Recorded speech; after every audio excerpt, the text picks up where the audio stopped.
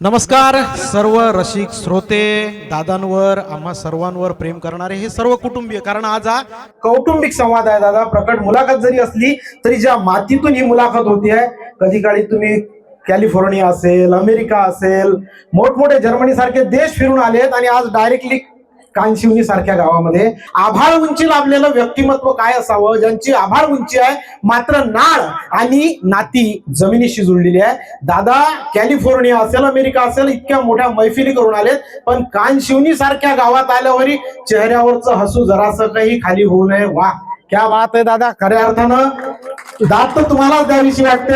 खऱ्या अर्थानं गजलचं हे विद्यापीठ आहे. गजलचं हे विद्यापीठ आज कानशिवनी नगरीमध्ये आल्यामुळे या सर्व रसिकांच्या वतीने मी जोरदार टाळ्यांच्या गजरात आपण आपल्या प्रकट मुलाखतीला सुरुवात करूयात. कळीचे फुल झालो मी, फुलांचा हार झालो मी, जराशा अत्तरासाठी कितीदा ठार झालो मी. विद्यानंदी हायकेंसाठी सुद्धा जोरदार टाळ्या. कॅमेऱ्याच्या मागे असणारा खऱ्या अर्थानं दृष्टीक्षेपक माणूस प्रत्येक मैफिलीत हजर असतो. ही माणसं दादा तुम्ही कमावलेली आहेत. तुमच्यासारख्या हिऱ्याला ही एवढी मोठी माणिक मोती चिटकलेली आहे. ही माणसं तुम्हाला मिळतात कुठून? विद्यानंद हाळके असतील, अनेक लोक आहेत, आमच्या अकोल्याचे आहेत, प्रत्येक ठिकाणचे आहेत, अमेरिकेतले तुमचे लोक एवढे चाहते. ही लोक मिळतात कशी? सर्वात पहिला प्रश्न माझा हाच आहे की तुम्हाला ही गावली कशी? तुमच्याकडे नेमकं कोणतं मॅग्नेट आहे? सर्वांना प्रेमपूर्वक नमस्कार. पहिल्यांदा अमेरिकेला गेलो तेव्हा वर्तमानपत्रांनी हा सूर लावला होता की आष्टगाव ते अमेरिका व्हाया मुंबई असा लावला. आता कानशिवनी ते कॅलिफोर्निया व्हाया आष्टगाव कसं आहे. पण आपण साधी माणसं, आपण मातीतली माणसं. आणि असं होतं विशाल की खूप तारीफ झाली की बाबा एवढं मोठं वगैरे, तसं मोठेपण वगैरे सापेक्ष आहे ती भावना, तसं काही नसतं. आणि ते सगळं आपण पचवायचं असतं. आणि त्या ज्या शाली आहेत, सन्मानाच्या म्हणा, सत्काराच्या म्हणा, खांद्यावर बाळगायच्या नसतात, त्या उतरून ठेवून द्यायच्या असतात. तर आपण जमिनीवर राहतो आणि जमिनीवर राहणं हे स्वाभाविक आहे, त्याच्यात काही आणि खूप उदो झाला काय साधेपणा, तर साधेपणाचा सुद्धा गर्व होईल की आम्ही किती साधे आहोत. अरे कसले साधे, साधं असणं स्वाभाविक आहे ना. म्हणून कळीचे फूल झालो मी,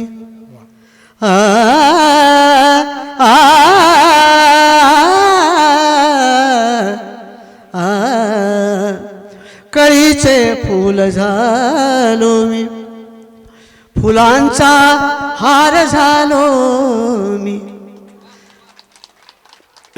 परवा सत्काराचा उल्लेख झाला, लताताईंच्या, लता दिदीच्या नावाचा उल्लेख झाला आणि अनेक लोकांनी विचारलं की का हो पुरस्कार एवढा मोठा आहे, सर्वोच्च आहे, म्हणजे खूप मोठी रक्कम असेल.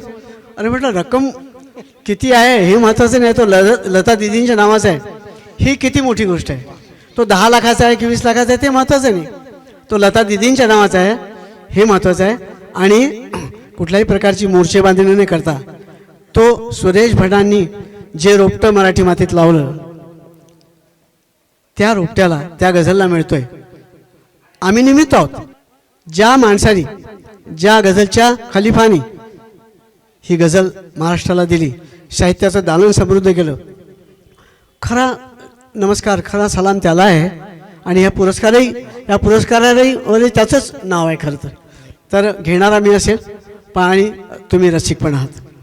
कळीचे फूल झालो मी, फुलांचा हार झालो मी, जराशा अत्तरासाठी, जराशा जराशा जराशा जराशा जराशा अत्तरासाठी कितीदा ठार झालो मी. वा क्या बात. अत्तर इतकुसं नसतं पण ठार अनेकदा व्हावं लागतं.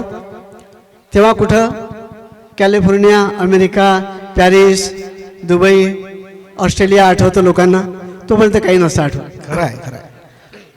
मोल आले मला बघ सुवर्णापरी, साफ इतके मनाचे पितळ ठेवले. वा दादा तुमच्या माध्यमातून खऱ्या अर्थानं सुवर्णाक्षरी आज हा योग जुळून आलेला आहे आणि तुम्हाला ऐकत राहावं, तुमच्या माध्यमातून प्रत्येक शब्द आणि शब्द मनात साठवून घ्यावं अशी ही मैफिल कम प्रकट मुलाखत आहे. आष्टगाव पासून सुरुवात झाली. आष्टगाव जे 800 लोक असतीलचं गाव, दादांनी सांगितलं की जिथं अखिल भारतीय गझल संमेलन सुद्धा झालं, त्या गल्लीतून पुन्हा एकदा जाताना किंवा त्या गावामध्ये फेरफटका मारताना त्या जुन्या आठवणी येतात दादा. त्या आठवणी म्हणजे खऱ्या अर्थाने आयुष्याची शिदोरी आहेत. म्हणजे मला आठवतं 7वी पास झालो आणि आष्टगाव सोडलं, तेव्हापासूनच्या ज्या आठवणी ते संचित आहे आयुष्याचं. आणि खऱ्या अर्थाने गझल तर खूप आयुष्यात नंतर आली, त्याच्या आधी शास्त्रीय संगीत आयुष्यात आलं. पण तोपर्यंत लोकगीतं, आईच्या ओव्या, वडिलांची भजनं, हे खऱ्या अर्थाने आयुष्याची शिदोरी तीच होती. आणि शहरात घेऊन काय गेलो तर हेच घेऊन गेलो. काही शास्त्रीय गाणं शिकवायला तिथे कोणी नव्हतं. खऱ्या अर्थाने रेडिओसुद्धा गावात कोणाकडे नव्हता, अशी परिस्थिती होती. पण हे एवढं मोठं गव्हाळ सोबत होतं की माझ्या लहानपणी जे अक्षर संगीत माझ्या कानावर पडलं ते कुठल्या रेकॉर्डमध्ये ऐकायला नव्हतं मिळत, ते कुठल्या गायकांकडूनही ऐकायला नव्हतं मिळत, ते जथ्थाने जाणाऱ्या, यात्रेला जाणाऱ्या यात्रेकरूंकडून ऐकायला मिळत होतं. महादेवा जातो गा देवा रे माया, नदीले मोठा पूर गा, नदीले मोठा पूर कसा येंगू चौऱ्यागड. वाह क्या बात आहे, जोरदार. आणि वडील भजनाला जायचे. मला त्या काळचं त्यांचं म्हटलेलं एक भजन आठवलं. मनी नाही भाव म्हणे देवा मला पाव, देव शान भेटायचा नाही रे, देव बाजारचा भाजीपाला नाही. क्या बात आहे. केवढं सूर, खडा सूर, काय ते चाल, काय ते प्रबोधन, ते असं सगळं ते अक्षर आहे. ती शिदोरी होती खरी. नक्कीच पहाडी रागाचा त्यानंतर अंतर्भाव सुद्धा दादा तुमच्या गझलेमध्ये आलेला आहे. अनेक गझला तुम्ही बांधल्यात 1200 वर्षानं इलाही जमादारांच्या माध्यमातून, आणि त्यांना अनेकांनी साथ सुद्धा दिली. तो द्विअर्थी गझलेचा जो एक अंतर्भाव आहे तो कशा प्रकारे आला आणि कशा प्रकारे ती गझल सुद्धा आम्हाला ऐकायला आवडेल. द्वैर्थी नाही, ती द्विभाषिक गझल. तर द्विभाषिक गझल अशी की दोन भाषा वेगळ्या आहेत. आता आपण हिंदी आणि मराठी किंवा हिंदी किंवा दुसरी अन्य भाषा गुजराती, त्यांचं शब्दसंभार वेगळा, त्यांचं व्याकरणही वेगळं, उर्दूचं तर त्याहून वेगळं. आणि अशा परिस्थितीमध्ये तुम्हाला जर कोणी एक ओळ एका भाषेत ऐकवली आणि दुसरी ओळ दुसऱ्या भाषेत ऐकवली तर ऑड वाटू शकतं, अडचणीचं वाटू शकतं, त्याचा अर्थ काढण्यामध्ये अडचणी येऊ शकते. पण हा प्रयोग एका अवलिया कलावंतांनी जो भारतातच होता, त्याचं नाव होतं अमीर खुसरो. त्यांनी हा प्रयोग पहिल्यांदा केला होता साधारणतः 1200 वर्षापूर्वी. त्याची गंमत अशी आहे, त्याची मातृभाषा फारसी, आणि तो वाढला, त्याचं पालन पोषण, त्याचं भरण पोषण झालं हिंदी प्रदेशात. आणि त्याची तिथली बोली होती खडी हिंदी आणि फारसी. तो म्हणायचा की जरी फारसी माझी मातृभाषा असली, ती माझी आई असली, तरी खड़ी हिंदी माझी मावशी आहे. लिपट जाता हूँ माँ से और मावशी मुस्कुराती है. ह्या दोन भाषा अशा बहिणी आहेत, आणि माझी एक आई आहे आणि एक मावशी आहे. मी पण तसंच म्हणतो की लिपट जाता हूँ माँ से और मावशी मुस्कुराती है, गजल मराठी में कहता हूँ, उर्दू खुश हो जाती. असा हा दोन भाषांचा प्रयोग आधी इलाही जमादारांनी केला. सगळ्यात आधी तो अमीर खुसरोंनी केला होता. कसा केला की जिहाल मिस्किन मकुन तगाफुल, फारसी भाषेतली ओळ, जिहाल मिस्किन मकुन तगाफुल, आणि दुसरी ओळ खडी हिंदीतली दराय नैना बनाय बतिया. आणि दोन भाषांमधलं व्याकरण आडवा आलं नाही, अर्थाला नाही आडवा आलं, कुठल्याच बाबतीत आलं, आणि सुलभ अर्थ त्यातून प्रकट झाला आणि अतिशय भावली ती गझल. त्यानंतर 1200 वर्षांनी इलाही जमादारांनी हा प्रयोग केला, आणि त्यांच्या पावलावर पाऊल टाकून अनेक लोकांनी, जसं दीपक अंगेवार आहे, राजीव जाधव आहे, यांनी ते प्रयोग केले. एक मिसाल म्हणून ऐकवतो की हा प्रयोग कसा झाला. अतिशय तुम्ही विचार करून बघा, अतिशय कठीण आहे ते. है अंधेरी रात फिर भी रोशनी की बात कर, पहिला मिसरा आहे, पहिली ओळ आहे, ती आहे उर्दूमध्ये. है अंधेरी रात फिर भी रोशनी की बात कर, है अंधेरी रात फिर भी रोशनी की बात कर. लावण्या तू दीप येथे काळजाची वात कर. कुठे अर्थ अडला, कुठे मला हा शब्द कमी पडला, त्याचा अर्थ सांग रे बाबा, कळत नाही, कुठे चालू है. अंधेरी रात फिर भी रोशनी की बात कर, लावण्या तू दीप येथे काळजाची वात कर. है अंधेरी रात. एक शेर पहा. दिल में 100 सूरज है रोशन, दिल में काबा दिल में काशी. दिल में 100 सूरज है रोशन, दिल में काबा दिल में काशी. अंतरातच विश्व दडले, अंतरातच विश्व दडले, तीर्थयात्रा आत कर.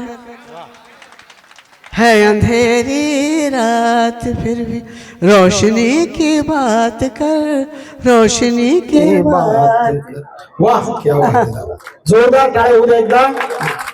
कधी काळी महाराष्ट्रात 60-70 किंवा बोटावर मोजणे इतके गझल आशयप्रधान गझल लिखाण करणारे साहित्यिक होते, गझलकार होते. मात्र आज ती जी संख्या आहे ती 800 ते 900 पर्यंत गेलेली आहे. गझल सागर प्रतिष्ठानच्या माध्यमातून आजवर 150 गझल कार्यशाळा झालेल्या आहेत, 10 अखिल भारतीय गझल साहित्य संमेलन झालेले आहेत. काय वाटतं दादा, कधी काळी 60 आणि आज 800 ते 900 आणि आशय प्रधान लिहिणारे गझलकार, काय वाटतं तुम्हाला नेमकं काय? सुरेश भट म्हणतात, जाणते ही बाग माझ्या सोसण्याच्या सार्थकाला, मी इथे हे अमृताचे रोपटे रुजवून गेलो. सुरेश भटांचा तो काळ आठवा जेव्हा असं म्हटलं जायचं की मराठी गझल हा काव्यप्रकारच नाही, तो मराठी भाषेला झेपणारच नाही, तो मराठीला पेलणारच नाही, ही परकीय भाषा आहे.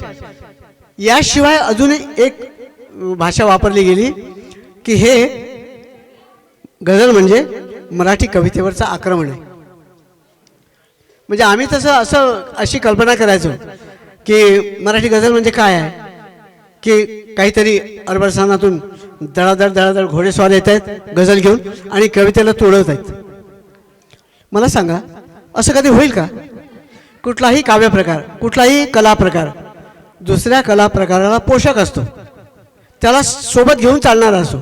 तो कुठल्याही कला प्रकाराला मारक असूच शकत नाही, मग गझल कशी असेल? आणि सेतू माधवराव पगडी नावाचे एक मोठे उर्दूचे अभ्यासक होते. त्यांनी ठाण्याच्या साहित्य संमेलनामध्ये याचं खंडन केलं की ह्या कुठल्या मूर्खाला हा विषय सुचला की मराठी कवितेवर गझलचं आक्रमण, आणि त्यांनी तो मुद्दा खोडून काढला. तोपर्यंत ती हाकाठी कमी झाली. पण सगळ्या भाषांमध्ये तुम्हाला सांगतो की फारसीतून गझल उर्दूत आली, उर्दूतून पंजाबीमध्ये आली, हिंदीमध्ये आली, सिंधीमध्ये आली, गुजरातीमध्ये आली, पश्तोमध्ये आली आणि मराठीमध्ये आली. पण सगळ्यात जास्त उशीर गझल यायला कुठल्या भाषेत लागला? मराठी भाषेत. कशामुळे लागला? ह्या अशा नतद्रष्टपणामुळे लागला. की आता मला सांगा की आपण मराठी भाषेबद्दल म्हणतो की अमृता ते पैजा जिंके, अमृता ते पैजा जिंकणारी आमची मराठी भाषा एवढी मोठी, एवढी प्रगल्भ, एवढी प्राचीन, आणि आम्ही म्हणतो काय की गझल मराठी भाषेला झेपणार नाही. हा कुठला नतद्रष्टपणा आहे? आपली भाषा एवढी मोठी एकीकडे म्हणतो आम्ही आणि मराठी गझल झेपणार नाही असं दुसरीकडे म्हणतो. असं कसं बरं? हा दोघलेपणा कसा? त्याला कारण आहे की गझल त्यांना लिहिणं जमलं नाही. बस हे एकच कारण असू शकतं. ते मोजक्या कवींना जमलं ज्यांनी गझलेचा अभ्यास केला. तुम्हाला अजूनही सांगतो मी की आज मी की गझल लिहिणारा कलावंत नाही आहे, मी गाणारा एक छोटासा कलावंत आहे. पण मला गझल आवडते. जीवाभावाची गझल आहे ती माझ्या. आणि मी जेव्हा 1972 साली पहिली मैफिल केली होती, 1972, ती कुठे केली होती? अकोल्याला, एका शाळेच्या छोट्याशा हॉलमध्ये. मोजून धरून बांधून आणलेले मित्र, चल रे बाबा काहीतरी नवीन सादर करतोय, असं आज तुम्हाला 25-25 हजार दिसत असतील संख्या. मी सांगावीशी वाटते, पण तेव्हा 25 लोक होते फक्त, 25 ही पुरेसे नसते. एवढ्या लोकांसमोर गझल पेश केली गेली. तो काळ होता. आणि मला कसं कळलं की तेव्हाचं एक वर्तमानपत्र होतं शिवशक्ती नावाचं, नंतर ते बंद पडलं. त्या शिवशक्तीमध्ये त्याचं रिपोर्टिंग आलं होतं, म्हणून मला कळलं की मी 72 साली गझल गाण्याची सुरुवात केली. 72 साल आणि आज 54 वर्ष झाली. 54 वर्ष. गझल एके गझल, गझल दुने गझल, गझल तिने गझल आणि आयुष्यच गझल. इतकं मला म्हणजे त्याच्यामध्ये मी काही मोठं केलं असं नाही की मला ते आवडतं. मी गझल गायकीकडे वळलो, त्याच्या आधी मी शास्त्रीय गायचो. गायनाचे सगळे प्रकार मला येत होते, पण मला जे आवडतं तेच मी करीन हे माझ्या मनाने घेतलं आणि म्हणून मी गझलकडे वळलो. आणि सुरेश भटांच्या गझल, उरागिरींच्या गझल अशा मोजक्या गझल त्यावेळेस होत्या. फार गझलकार नव्हते, खावडसाहेब होते तेव्हापासून. तर त्यावेळेस एवढ्या कमी गझलकारांच्या गझल हाताशी असायच्या आणि सुरेश भट प्राणपणाने प्रयत्न करत होते. पत्र लिहायचं, रदीफ काफिया काय आहे समजून सांगायचं. काही लोक आले त्यांच्या घरी की आधी अमरावतीला, नंतर नागपूरला तर मी स्टेट बँकेत होतो, त्यांच्या घरी बसायचो. तर कित्येक लोक घ्यायचे, मार्गदर्शन घ्यायचे. तर त्याला ते भटारखानासुद्धा म्हटलं काही लोकांनी. असं सुद्धा नावं ठेवली गेली भटांना. भटारखाना काय करतात तर भट लोकांना एकत्र करून त्यांना गझल शिकवतात, भटारखाना असं सुद्धा म्हटलं गेलं. तर त्यामुळं त्यांच्या प्रयत्नांमुळं गझल इथपर्यंत आली. पण आपला खारीज असला पाहिजे की नाही. आपण त्यांच्या गझल घ्यायच्या, गायच्या, चाली बांधायच्या आणि नाव मिळवायचं, कीर्ती मिळवायची, सन्मान मिळवायचे आणि करायचं काहीच नाही. म्हणून माझ्या परीने यथाशक्ती मी गझलच्या कार्यशाळा सुरू केल्या, गझलची पुस्तकं काढली. पहिलं पुस्तक कुठलं महत्त्वाचं काढलं असेल तर मला वाटतं संदीपकडे असेल, गझलचं छंदशास्त्र. त्याची गरज होती म्हणून आधी ते पुस्तक प्रकाशित केलं. नंतर 18 ते 20 पुस्तकं प्रकाशित केली.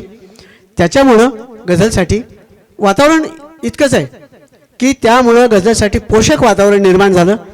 आणि भटांचे प्रयत्न आणि हे सगळे प्रयत्न याच्यामुळं आज गझलकारांची संख्या 900च्या वर आहे. आणि ही संख्या नुसती संख्या नाही, ती गुणात्मक संख्या आहे. मग तो लिहिणारा मूर्तिजापूरचा आमचा गझलकार असेल, तो महागावचा आबेद शेख असेल किंवा कुठलीही गझलकार खेड्यापाड्यात असेल, म्हणजे जे असं एकेकाळी वाटायचं ना की कविता, गझल किंवा साहित्य हे काही मोजक्या लोकांचीच मक्तेदारी आहे की काय. पण जेव्हा कळलं की एक चपला विकणारा आबेद शेख इतकी उत्तम उच्च दर्जाची गझल लिहितो, मग हे सगळे दंभ जे आहेत ना, हा सगळा अहंकार हा गळून पडला की एक शेतकरी, एक खाटीक मुलगा, एक चपला विकणारा, एक शिक्षक हे सगळे इतके उच्च प्रतीचं लिहायला लागले. तर आपण हे म्हणणं चुकीचं. मग आपोआप आपले दात आपल्या घशात गेल्यासारखे सगळी हाकाठी बंद झाली. आणि मी तुम्हाला उदाहरणसुद्धा देईल की पहा, आबेद शेखचा शेर सांगतो मी तुम्हाला. नवीन गझलकार आहे पोरगा, महागावच्या जवळ सवना नावाचं गाव आहे. दर दर दर दर आ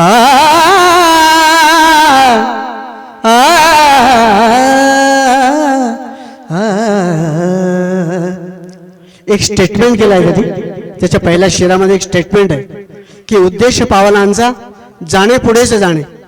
आणि खरं आहे ते की पावलांचा उद्देश, पुढे जाण्याचा उद्देश हेच आहे की मंजिल को पाए, मंजिल की तरफ कूच करे आणि मंजिल मुझे मिले. मला इष्टप्राप्ती, माझी इच्छा काय आहे की मला लक्ष्यप्राप्ती व्हावी. सगळे प्रयत्न सगळ्यांच्या याच्यासाठी आहे. पण एखादा गझलकार, एखादा विचारवंत जर असं म्हणत असेल की मंजिल बिंजिल कुछ नाही होती, तर हे मोठं धारिष्ट्याचं आहे, हे मोठं हिमतीचं स्टेटमेंट आहे की मंजिल कुछ होती ही नहीं है. एका उर्दू गझलकाराने म्हटलं की मंजिलों से आगे जहां और भी है. हे स्टेटमेंट आहे ते. फिक्स मंजिल सब कुछ नहीं है, उसके आगे भी जहां है, उसके आगे भी एक दुनिया है, वहां तक जाना है, यहाँ आके तुम रुक जाओगे. आणि म्हणून आबेद शेखनी हा एक प्रवाद मोडीत काढला.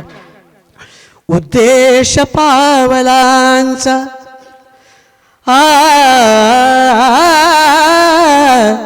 उद्देश पावलांचा. बहुत अच्छे. जाणे पुढेच जाणे. खरंय.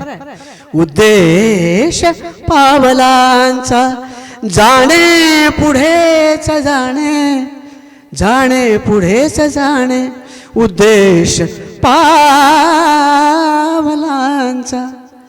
पावलांचा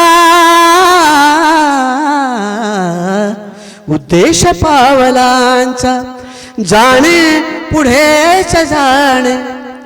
हे ध्येय काय आहे. काय आहे हे ध्येय काय आहे. थांबायचे बहाणे. जोर. क्या बात आहे. मी थरारून गेलो. मी फोन केला आबेदला. अरे काय लिहिलंस तू. इतकं मंजिल को इतना झुटला या तूने. इतकं त्याला मुर्दाबाद करून टाकलं तू मंजिलला की थांबायचं बहाणा म्हटलं त्याने. उद्देश पावलांचा जाणे पुढेच जाणे. हे ध्येय काय आहे. थांबायचे बहाणे उद्देश पाव. एक शेर आठवतो. काय सुंदर शेर आहे. माझ्यात मज मिळाले. माझ्यात मज मिळाले सारे शराब खाणे. तुमच्या मनात जी असेल ती शराब नाही. आ, आ, आ, आ,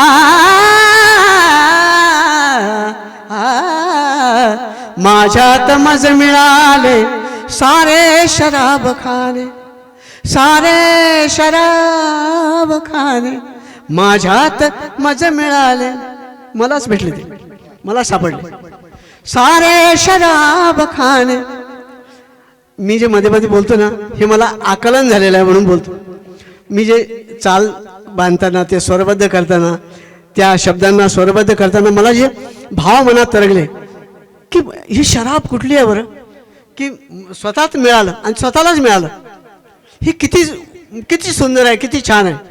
माझ्यात मज मिळाले सारे शराब खाणे. जग झिंगणार आता. जग झिंगणार आता. जग झिंगणार आता. माझ्यात मज मिळाले सारे शराब खाणे. जग झिंगणार आता. जग झिंगणार आता. माझ्या मनाप्रमाणे. क्या बात है. क्या बात है. वा वा वा. रसिक पण जिंकून गेले सगळे. हे गझलेचं गारुड आहे. ही गझलेची करामत आहे.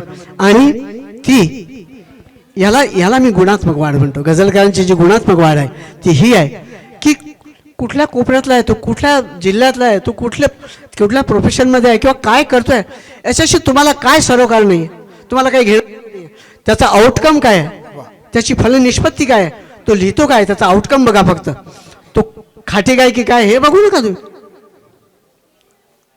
हे बघा. दादांनी अनेक गझलकार घडवले. त्यांच्या गझलांना संगीतबद्ध करून या आपल्या रसिकांसमोर सादर करताना खऱ्या अर्थानं एक भाव विश्व निर्माण झालं. आणि या मनाची गझल त्या मनापर्यंत पोहोचताना निश्चितच एक सगळं कुटुंब गझलेनं एकत्रित केलं. त्याची भावनाच निश्चित वेगळी आहे. ज्याचं महत्व आपला प्रत्येकाला आहे. म्हणूनच आपण या माध्यमातून एकत्रित आलेलो आहोत. आज गझल नवाज म्हणून दादा देशो विदेशात 7 समुद्रापार अनेक गझल मैफिली झाल्यात. गझलच्या माध्यमातून प्रत्येक रसिकांपर्यंत दादांना पोहोचता आलं. मात्र हे सर्व होत असताना गीताताईंची जी साथ आहे ती आयुष्यात प्रत्येक क्षणी प्रेरणा देणारी आहे. अनेक आठवणी आहेत दादा. नोकरी असेल, नोकरी सोडण्याचा विषय असेल, असेल काय वाटतं तुम्ही गीताताईंनी तुम्ही देहदानाचा सुद्धा संकल्प घेतलेला आहे. तुमच्या या सुंदर प्रेमाला आलेलं फूल एक कळी म्हणजे भाग्यश्रीताई या सुद्धा आज गझल गायनामध्ये आपल्या देश विदेशापर्यंत नाव पोहोचवत आहेत. आणि गझल गायकीतच तिने PhD पण केली. खूप अभिमानाची गोष्ट आहे. गझल गायकीत भाग्यश्रीताईंनी पीएचडी केली आणि विशेष बाब म्हणजे राहुल भोळे जे नांदेडचे आहेत त्यांनी दादांच्या गझल आशयप्रधान गझल गायकीवर पीएचडी केली आहे. म्हणजे निश्चितच हे गझलेचं विद्यापीठ आज आपल्या समोर बसलेलं आहे. काय वाटतं दादा, तुम्ही देहदानाचा संकल्प घेतला तुमच्या या गोळगळ्याच्या माध्यमातून. आपले अवयव, आपले डोळे आणि आपलं सगळं शरीर हे मेडिकलच्या विद्यार्थ्यांच्या उपयोगात पडू शकतं, म्हणून आपण देहदान करायचं. अनेक लोकांनी आम्हाला नाव ठेवले, काय हो तिथे शरीराचे हाल होतात. तू कशाला बघित, तू मेलास का? काय तुला काय माहित काय हाल होतात, म्हणून आमचं होते ना, आमचेच होतील ना. अशा प्रकारे तो एक उद्दिष्ट होतं आणि आमचं बघून नंतर इतका प्रतिसाद मिळाला की जवळजवळ 25 ते 30 लोकांनी देहदानाचा निश्चय केला, तिथे नावं नोंदवली. पण हे चांगली गोष्ट आहे, उत्तम गोष्ट आहे. निश्चितच खूप मोठा विचार आहे दादा हा तुमच्या माध्यमातून दिलेला. गझलने दिलेला विचार आहे. गझल गायकीतून जे माणुसकीचं दर्शन घडतं, माणसाचे वेगळे पैलू कळतात, त्यामधून आलेली ही प्रगल्भता असेल, त्याच्यामुळं त्याचं पिल्लू आहे. निश्चितच गझलेने काय दिलं तर जीवनाचा अर्थ मर्मबंध प्रत्येकापर्यंत पोहोचवला आणि गझलेच्या माध्यमातून हा जो विचार मांडलेला आहे या विचारासाठी निश्चितच जोरदार आपण टाळ्या होऊन जाऊ द्या. एवढे प्रेक्षक आणि आपले रसिक मन लावून ऐकत आहेत की त्यांना टाळ्या वाजवण्याची फुरसत नाही, कारण तुम्हाला नुसतं ऐकत राहावं ही मुलाखत नाही तर खऱ्या अर्थाने मैफिल व्हावी असं प्रत्येकाला वाटतं. एक दोन प्रश्न आपण आपल्या रसिकांमधून आपल्या वऱ्हाडी आणि गझलचा कसा मेळ साधलाय हा, तो वऱ्हाडी सादर करतो. प्रश्न होता तो, जरूर, तो जरूर. सुटून गेलाय. नाही जरूर 4 वेळी तरी हा, आहे. तेवढंच फक्त मला ऐकायचं. हो काय अवकानी पावसान, अवकानी पावसान आल डोळ्यामध्ये पाणी. कुठेही गझलच्या आकृतीबंधाला धक्का लावला नाही, कुठेही आकृतीबंधाचा मानभंग कुठेही भंग केला नाही. रदीफ, काफिया, त्याची अलामत, त्याचा हारफेरावी, त्याचं वजन सगळं सांभाळून आमच्या गिरीशनी ही गझल लिहिली, उत्तम गझल लिहिली. अवकानी पावसान आल डोळ्यामध्ये पाणी, सांग आता कसा गाऊ, सांग आता कसा गाऊ, कसा गाऊ, सांग आता कसा गाऊ. निळ्या अभायाची गाणी, निळ्या अभायाची गाणी, अवकाळी पावसान. शेर पहा कसा निसटून गेला. मला लहानपण आठवतं, माझी आई झाडू असतो ना, फळा असतो घर झाडायचा, त्याला उलटं धरायची आणि माझ्या मागे धावायची, थांब बुहाऱ्या वाणायच्या. आपण मुलखाचे बंडखोर ठरलो, नागाई म्हणतो ना, दांडगाई करणार. मग तिच्या हात एकच की फळ्याची मूठ उलटी करायची आणि मारायला धावायचं. आणि शिव्या आहेतच बुहाऱ्या वाणाच्या, काय तोंड्या. तर तो बुहारा शब्द मला सांगा काव्यात येईल का हो? मी न सोयरा झालो त्या हरामखोरांचा, पण येऊ शकतो. त्या अर्थाने त्या मिनिंगफुलनेसने तो यायला पाहिजे. जसा सुरेश भटांनी आणला की मी न सोयरा झालो त्या हरामखोरांचा, तसं बुहारा शब्द गिरीशने आणला. काय काय शेर आहे राजो. कसा निसटून गेला काळ हातून बुहारा. चांगले दिवस होते, गेले निघून, आणि त्याच्या निघून जाण्याला त्यांनी बुहारा म्हटलाय, काळतोंड्या म्हटलाय, बुहाऱ्या वानाच्या म्हटलाय.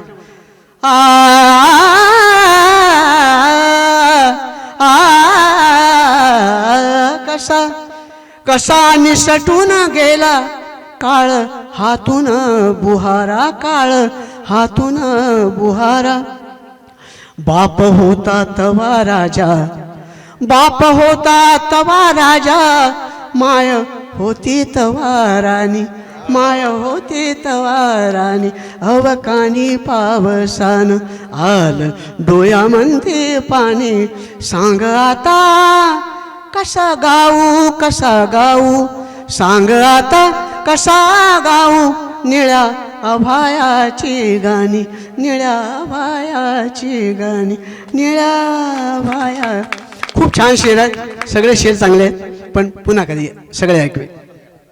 दादा आपण मराठी आणि उर्दूचा जो एक किस्सा सांगितला आपल्या गझलेचा, तर एक जे माननीय सुरेश भट आणि वली सिद्दीकी यांची जी मैत्री होती त्या काळात, यांच्या सुरेश भटांना उर्दूबद्दल फार काही सहनही करावं लागलं त्या काळात, पण यांची मैत्री जी होती ती मराठी आणि उर्दूची मैत्री अशी म्हटल्या जात होती. तर त्याच्यावर थोडासा प्रकाश आणि माझी एक आवडीची गझल, त्याचं एक कडवं, हे का कुणी फुलांना सांगायला हवं. खरं तर उर्दूचा चस्का जो सुरेश भटांना लागला त्याला कारण वली सिद्दीकी आहेत, आणि दोघांची एवढी मैत्री, एवढं सख्य. मला आठवतं वली साहेब आणि एक अजून त्यांचे मित्र होते, इरविन हॉस्पिटलच्या पाठीमागेच राहायचे, आणि त्यांच्या बैठकी व्हायच्या. क्वचित काळी मला तिथे त्यांच्यासोबत बसायला मिळायचं. आणि त्यांच्या मैफिली म्हणजे तुम्ही म्हणाल की बा मैफिली म्हणजे फार सुश्राव्य, साहित्य प्रचूर. अबे तुबे काय सांगतं बे तुम्हाला, असं छान असं. आणि असं तुम्हाला काय सांगू, मी नागपूरला ट्रान्सफर होऊन गेलो आणि आकाशवाणीला नेहमी जायचो. तर तिथे बबनराव नाखले नावाचे एक रेडिओला ऑफिसर होते, बबनराव नाखले, आणि नेहमी तिथे हे यायचे माणिकराव गोडघाटे ग्रेस. आणि माणिकराव गोडघाटे उच्च भ्रूकवी, कठीण लिहिणारे किंवा आपल्या आकलनाच्या पलीकडचे कवी असं म्हण. पण मी जेव्हा बबनराव नाखले आणि ग्रेसांचा संवाद ऐकला, अरे हेच आहेत का ते, ती आई होती म्हणून घन व्याकुळ मीही रडलो म्हणणारे, इतकं छान. म्हणजे दोस्तानामध्ये जे गावरान भाषेत चालतं असं संभाषण. तसंच भटांचं आणि सिद्दीकी साहेबांचं, वली सिद्दीकी, अरविंद, आडनाव विसरलो मी, अरविंद ढवळे असे, आणि किशोरदादा मोरे अकोल्याचे, हे सगळं मित्रकूट होतं ते त्यावेळेचं. आणि खूप छान गप्पा रंगायच्या. मी त्यांच्यामध्ये बसायचो. नंतर मी जेव्हा किशोरदादांसोबत अकोल्याला शिकायला आलो तेव्हा सुरेश भट नेहमी अकोल्याला यायचे. आणि मला त्याचा फायदा असा झाला की गझलच्या अधिकाधिक जवळ जात गेलो. नागपूरला ट्रान्सफर होऊन गेलो. भट नागपूरला धंतोलीमध्ये राहायला लागले. आणि तेव्हाही भटांचं जवळजवळ 4-5 वर्ष सान्निध्य मिळालं. जेव्हा मी मुंबईला ट्रान्सफर होऊन गेलो, म्हणजे मी घेतलीच बदली तिथे, तेव्हा भट यायचे आणि माझ्या बँकेच्या समोरच्याच B4 गव्हर्नमेंट बंगला तिथे थांबायचे. तिथेही आमच्या बैठका होत्या. म्हणजे मी तुम्हाला सांगतो, अनेकदा भटांनी आमच्या रोजीरोटी बुडवली आहे. काय जातो मी सांगतो तुझ्या साहेबाले, काय जाऊ नका ऑफिसला, चल बस इथे माझ्यासोबत, तिकडे चल तिकडे चल, असं करून. पण आता तो गेली ती नोकरी गेली तरी, पण हे जे लाखमोलाचं जे सान्निध्य मिळालं आणि जे मी तुम्हाला सांगतो की आता एक रचना मी तुम्हाला ऐकवतो. हां, की तुम्ही म्हटले ना आवडीची रचना, त्याच्याऐवजी हे ऐकवतो मी, चालेल? की मला म्हणजे सुरेश भटांची जी शिकवणूक होती, त्यांचं जे मार्गदर्शन होतं, त्याचा प्रत्यक्ष अनुभव या गझलच्या बांधण्यामध्ये मी तुम्हाला सांगतो, म्हणून मी मुद्दाम ऐकवतो. आणि त्याचा दुसरा अन्वयार्थ हाही आहे की आता ही जी वेळ आहे ना, आता जी संध्या वेळ आहे, ही मारवा रागाची वेळ आहे. मारवा राग आता गायला सुरुवात होईल, तर ती वेळ आहे. आणि त्या रागात ती गझल बांधली होती, म्हणून मी मुद्दाम ऐकवतो. आणि भट साहेबांनी मला काय शिकवलं, त्यांच्याकडून मी काय बोध घेतला, त्याचं एक उदाहरण. दर दर त आ आ आ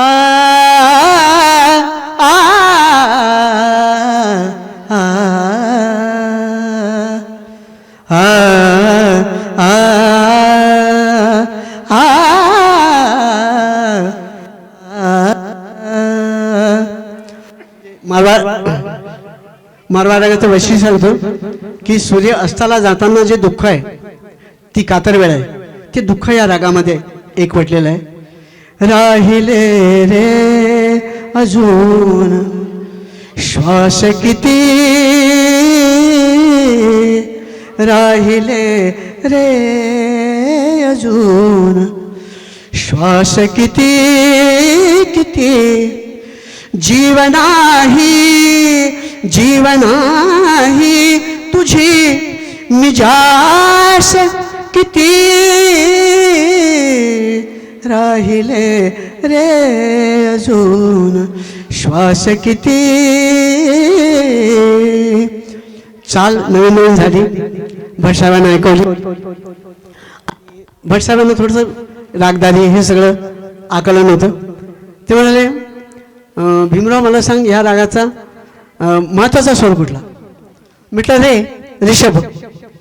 आणि त्याच्यानंतरचा महत्त्वाचा स्वर कुठला तर म्हटलं धैवत. तर मग ह्या रे जो सगळ्यात महत्त्वाचा स्वर आहे त्या रे स्वराचा उपयोग तू करशील का. त्या रे स्वराचा उपयोग करणं तर तुझ्या मनात आलं का. आलं असेल तर मला सांग कसं आलं आणि तुम्हाला गाऊन दाखव कसं उपयोग कसा केला.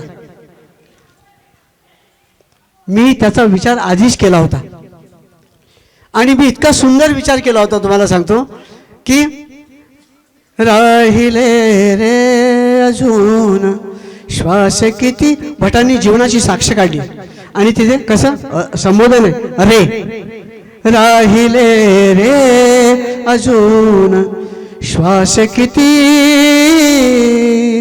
राय म्हणजे रागाचा स्वर जरी रे असेल महत्वाचा तरी भटांच्या रचनेमधला जे अक्षर आहे ते सुद्धा रे आहे. रागातला रे आणि भटांच्या रचनेमधला रे हे सारखे महत्वाचे आहेत. मग याचा मेळ कसा बांधायचा. धनी द सानी रे सा गमा धामा ग रे निध मदनी द सानी रे धनी द सानी रे राहिले रे. आणि इतके खुश झाले भटसाहेब. त्यांचे खुश होण्याचे प्रसंग फार कमी येत होते, फार कमी प्रसंग आहेत खुश होण्याचे. अरे क्या बात आहे बेटा, वा वा वा वा, असंच पाहिजे होतं मला. आणि तो रिषभ बरोबर मी त्या स्वरांच्या रेशमात आणून मिसळला आणि त्यांची वाहवा मिळवली. आणि म्हणून त्यांनी दिलेली गझल नवाज ही पदवी मला आवडते. गझलने जिसको नवाजा वो गझल नवाज. गझल सम्राट वगैरे नाही. मला सांगा गझल किंवा आपली कला आपली आई असते ना, आपली आई असते, आपलं दैवत असतं. आणि आपली आई आपल्या दैवताचा कोणी सम्राट नाही होत, कोणी बादशाह आपल्या आईचा होतं का. नवाज होऊ शकतं. जिसने नवाजा मुझे गझलने नवाजा इसलिए मैं गझल नवाज. म्हणजे माझ्याकडे लहानपणीचं म्हणून सुरेश भटांनी ती उपाधी दिली म्हणून मला ती आवडते. म्हणून त्यांचे आशीर्वाद मी घेऊन चाललो आहे, इथपर्यंत पोहोचलो आहे. मला असं वाटतं की मी 2009 सालात जसं तुमच्या घरी तुमच्या चरणांजवळ बसून तुमची गझल ऐकत होतो अंदाजा आरशांचा, आजही असं वाटतं की मी तिथेच बसून आहे. ही जी जादू आहे किंवा ही जी आवाजातली नजाकत आहे ही जशीच्या तशीच चिरकाल म्हणजे जिवंत नाही रे ठेवण्यासाठी बाबा, असं नाही. तुम्ही काय करता वेगळं? आपल्या वयाबरोबर आपल्या आवाजालाही उतरणी लागत असते. नाही पण या आवाजाला जाणवत नाही म्हणूनच तुम्हाला विचारतोय तरुण वो पिढीसाठी. आपका बडपण आहे. अंदाज आरशांचा फक्त 2 ओळी माझी विनंती आहे तुम्हाला सर, म्हणजे प्रार्थना आहे हवं तर. सांगतो हा आरसा दूर हो तू माणसा.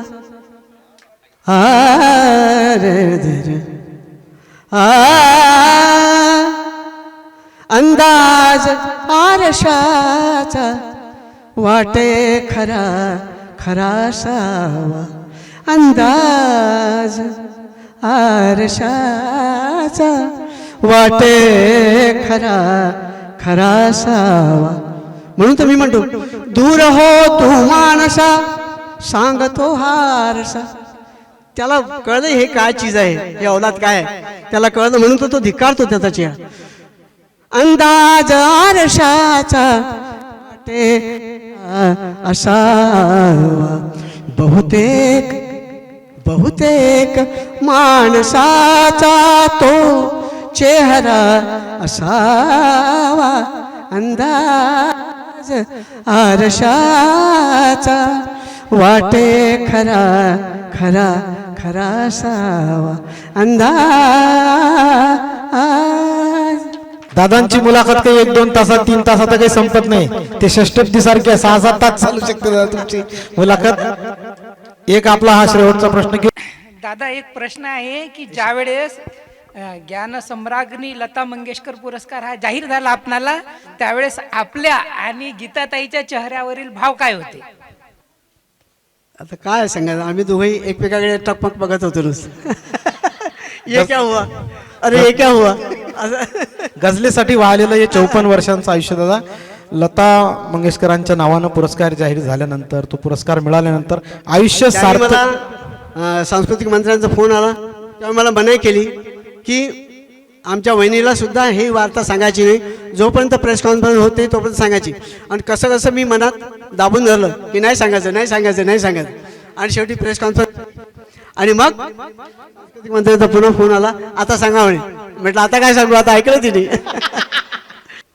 तेव्हा एक आनंद दाटून आला की ज्यांचं गाणं ऐकत आपण लहानाचं मोठं झालो, ज्यांचे स्वर मनात रुंजी घालतात, त्यांच्या नावाचा पुरस्कार.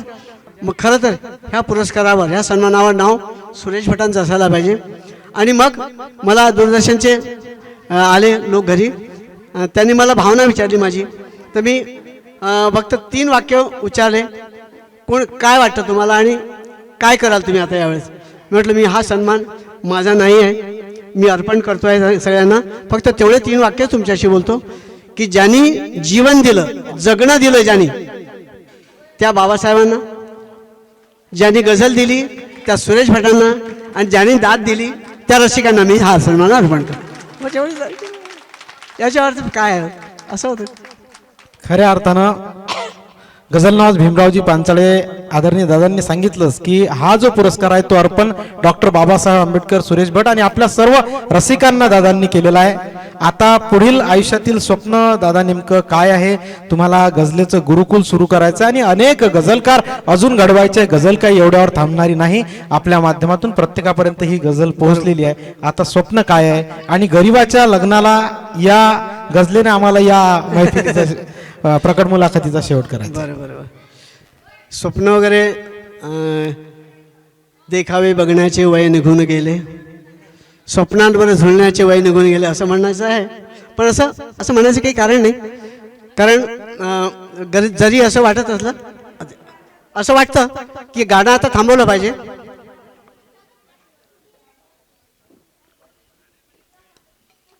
आता यावर्षी मी 75 वर्षाचा पूर्ण होईल. आता तुम्ही लोकांनी म्हणायच्या आधी किती गातोस, थांबाला आता, असं इतरांनी म्हणण्याच्या आधी आपण थांबलं पाहिजे, ही एक इच्छा आहे.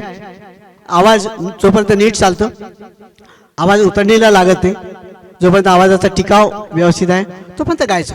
पण एकदा का ते असं जाणवलं की नाही तो उतरतोय आता, तेव्हा थांबायचं. पण तो काळ आता मला तसंही थांबायची इच्छा तीव्र आहे. पण थांबणं तसं नाही आहे. काही महत्त्वाचे एक्सक्लुझिव्ह कार्यक्रम, मैफिली त्या होत राहतील, पण हळूहळू थांबलं पाहिजे. आणि दुसरं म्हणजे मला जे अनुभवानी अभ्यासाने आलेलं आहे, मी काही कोणी गुरु नाही किंवा मला कोणी शिकवायचं आहे, मला कोणाला हा अभिनिवेश नाही माझा. पण मला जे अनुभवाने आलेलं आहे ते इतरांना देता आलं पाहिजे. जे जेन्युइनली, जे प्रांजळपणे प्रामाणिकपणे जे करू इच्छितात गझल गायकी, ती त्यांना, मला जे आलं ते त्यांना द्यायचं आहे. त्याच्यासाठी माझं गुरुकुल व्हावं अशी इच्छा आहे, असं माझं स्वप्न आहे.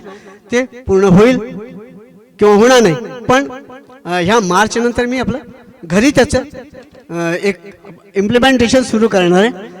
आणि बस हे स्वप्न आहे ते पूर्ण. कारण गझल लिहिणाऱ्यांची संख्या जरी गुणात्मक इतकी छान असेल तरी गाण्याची संख्या फार बोटावर मोजण्या इतकीच आहे.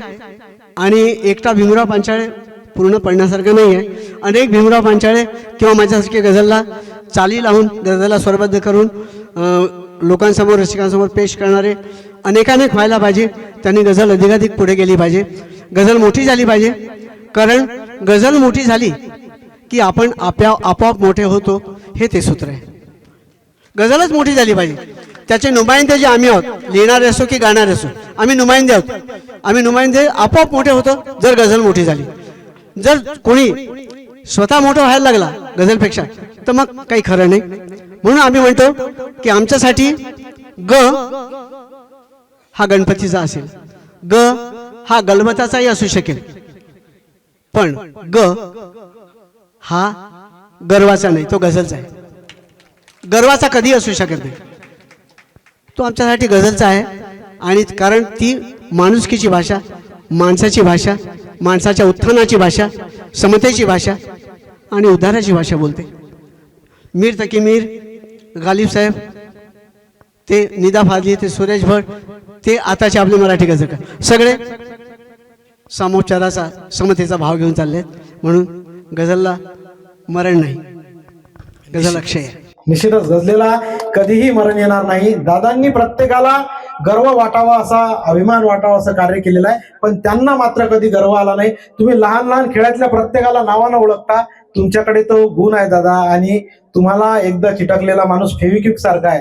तुमच्याजवळून काही तो तुटत नाही. म्हणूनच तुम्ही मुंबईवरून मिलिंद इंगळे यांच्या कार्यक्रमासाठी स्पेशल आला. तुमचं उद्या परवा गोव्याला कार्यक्रम आहे, तरीही तुम्ही ही नाती जपता. तुमच्या माध्यमातून निश्चितच हा प्रेमाचा जो मृदुगंध आहे तो नेहमी असाच फुलत राहायला पाहिजे. तुम्ही प्रत्येकासाठी दादा म्हणजे मोठा माणूस असेल तरी तुम्हाला दादा म्हणतो, लहान मुलगा असेल तरी तुम्हाला दादा म्हणतो. त्यामुळे तुम्ही आमच्या सर्वांच्या हक्काच्या आहात, आमच्या कुटुंबाच्या आहात. हा कौटुंबिक संवाद आहे. काय वाटतं? गीताला काही सांगते बाबा म्हणतो. माझी मुलगी लहानपणापासून बाबा म्हणते, म्हणून शेजारीच्या मुली बाबा म्हणतात, पण ही पण बाबाच म्हणते. मी पण बोलतो वल्लू की बाबा म्हणतात. बल्लू के बाबा.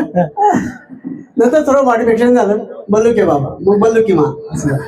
आपण आपल्या प्रकट मुलाखतीचा शेवट गरिबाच्या लग्नाला या 2 मुली होऊन जाऊयात. सगळ्यांच्या वतीनं ही फरमाईश आहे. आणि खूप छान बोलतं गेलं गड्या मला. मिलिंद आणि आविष्कारच्या सगळ्या कार्यकर्त्यांचे, तुमच्या सगळ्या महानुभावांचे सगळ्यांचे आभार. मला इथे बोलवलं, मला बोलतं केलं, माझे 4 शब्द ऐकून घेतले. आणि तुम्ही गझल पुढे नेण्यासाठी आपण त्या गझलच्या पालखीचे भोई आहोत. आणि म्हणून मला तुम्ही सगळे प्यारे आहात, प्रिय आहात. आणि ही एक शेख साहेबांची 2-4 ओळी ऐकवतो. तर दर दर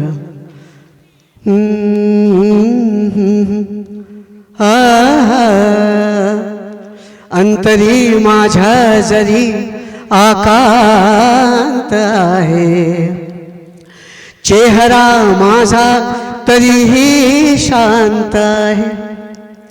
अक्षरांचा खेळ नाही, अक्षरांचा खेळ नाही गझल माझी. जीवनाचा हा खरा खरा वृत्तांत आहे.